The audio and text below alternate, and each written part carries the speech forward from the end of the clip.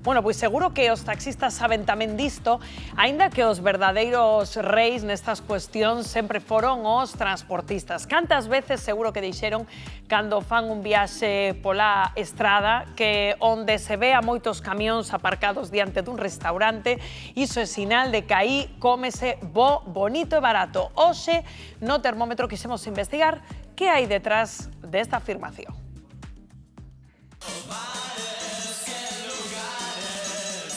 Dice que onde hai camións cómese ben, bonito e barato. Eles son os auténticos gurús gastronómicos. Ninguén mellor ca un transportista sabe cales son os establecementos máis económicos e cos mellores manxares. Iso sí, non pensedes comer no centro da cidade. A nosa parada non se desviará moito do percorrido. Todo vantaxes, a pé de estrada e sen dar moita volta. De primeiras pode que o local non invita ao optimismo, pero se o aparcamento está cheo, déixate levar. Eses locais que non serán os máis novos, modernos ou tranquilos do mundo non nos van defraudar. Se está rodeado de manteis de papel, gardapanos cheos de publicidade e moito barullo, estar no lugar correcto. Unha vez tomes asento, non trates de buscar un código para escoller manxar. Tan só agarda por un camareiro que, caderno en man e sen pestanexar, recitará preto dunha dúcia de pratos como se dunha aliñación de fútbol se tratase. Sen prácticamente tempo para queixarnos de que a comida chega tarde, sairá o primeiro prato. Breve parada e quenda para o segundo. Todo isto acompañado de viño da casa, con ou sen gasosa, refrescos ou auga. E cando penses que xa non podes máis, chega a traca final, sobremesa, café e o que veña despois. Chega o momento da conta. O certo é que os prezos dos menús subiron, ao igual que o fixeron as materias primas. Atrás quedaron os menús de 7 ou 8 euros. Con todo, non será moito máis o que pagues, polo que para moitos é un auténtico luxo. Cociña de toda a vida, boa, bonita e barata.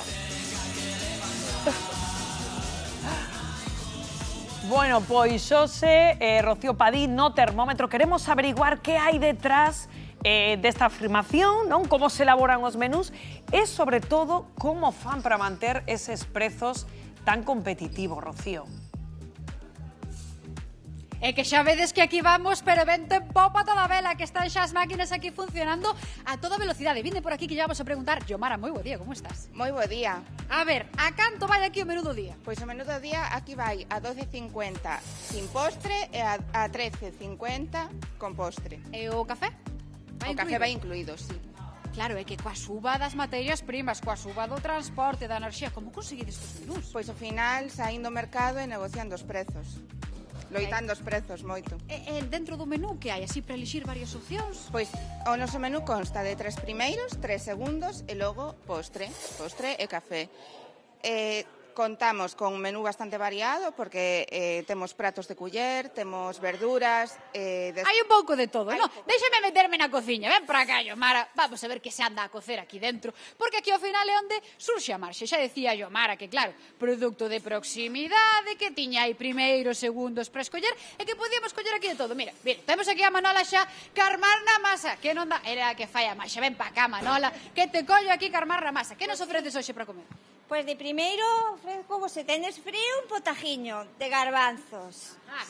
Si non, pois temos o arroz a marinero, se non temos unhas verduras que son brócoli, coliflor con xamón. Bueno, pois un menú a mariñeira deses para min, con arrociño. É de segundo? É de segundo, pois mira, podemos ofrecer, se queredes pescado, unhas luras, un rapante a plancha con ensalada, ou se non, un poquinho de costilla de cerdo, a barbacoa, ternera asada, mía, forza, bueno, aí podemos parar. Madre mía, Manola, Yomara, vénteme para acá, porque todo o que me acabo de ofrecer, Manola, pero como conseguides isto? Pois, loitando moitos prezos no mercado, a materia prima subiu moitísimo, tamén nós temos a ventaxa de que temos produción propia de embutidos, e eso, claro, pois, é un valor tamén axuda, seguro. Non? Sí. E logo, que me decías do produto de proximidade? Que isto tamén vos axuda un pouco a abaratar costes, non? Sí, claro, a ver, ao final non é o mesmo ter unha produción propia que ter que sair a buscalo fora, non?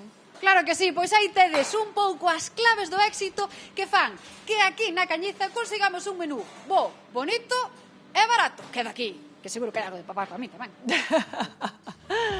Pois sí, a verdade é que tiña unha pinta estupenda, como sempre que visitamos un restaurante deste estilo.